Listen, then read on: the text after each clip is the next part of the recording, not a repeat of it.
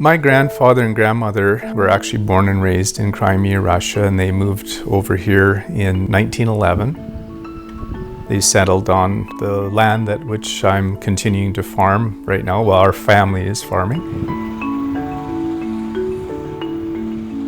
Last year in 2011, we were recognized as a centennial family farm to recognize the 100 years that we've been here.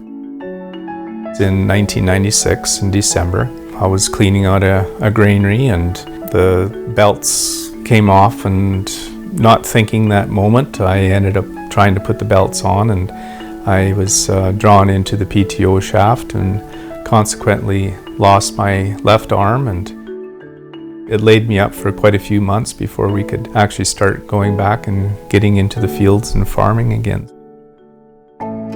But coming back to farming again, I just learned to live with that challenge, and I, somehow something just made me overcome what I had to overcome, and I just went from day to day and moved forward.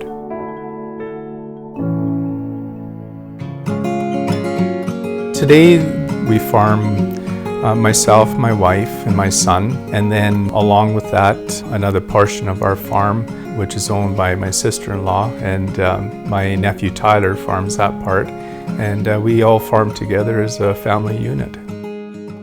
So Tyler, you've been farming since you were a kid. Yeah. So what's your earliest memory of farming? Probably riding around in the combine, sitting on the floor for hours on end. I think the organic lifestyle is more one with nature. You become more one with your soil and knowing what your soils are doing. Through all of that, I think you get, better returns off of it as well. I am proud of the crops we grow. If I didn't have a passion to grow them, then I wouldn't have the respect about growing them either. Treating the land with respect, from my point of view, means that it's been given to us. We have a responsibility to maintain that land. If we treat our land with utmost care, the better we take care of it, then our results are going to be better in the end. Animal-based fertilizers, we just never felt the need for them. We do so many different types of crop rotations, and our nutrients are, being built up over the years through our green manure plow downs, the use of our peas to fix nitrogen, clover as well to fix nitrogen. We're doing everything on a natural base instead of trying to put any of these animal manures on. Our soils are becoming healthier and healthier every year. This here is our hard red spring wheat that we grew this year. This is 100% organic, and it's one of our major crops that we're growing. The hard red spring wheat is just milled for flour and sprouted breads.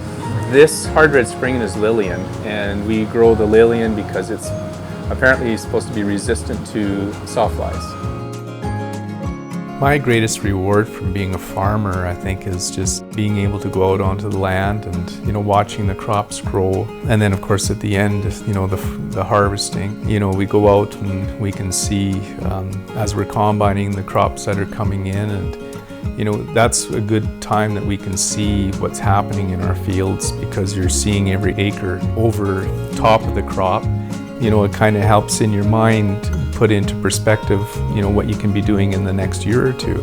I think it's just a real good way of life, and I really enjoy it. Having this transparency with 1 Degree Organic, I think, is a real great thing. I believe it's a real asset to the whole industry. Knowing where your food's coming from is such a huge benefit, not only to the producer, but especially to the consumer. I think it's pretty neat. I think people need to see where their food comes from. It brings that connection from the consumer to the producer that I think's lacking, and 1 Degree does that.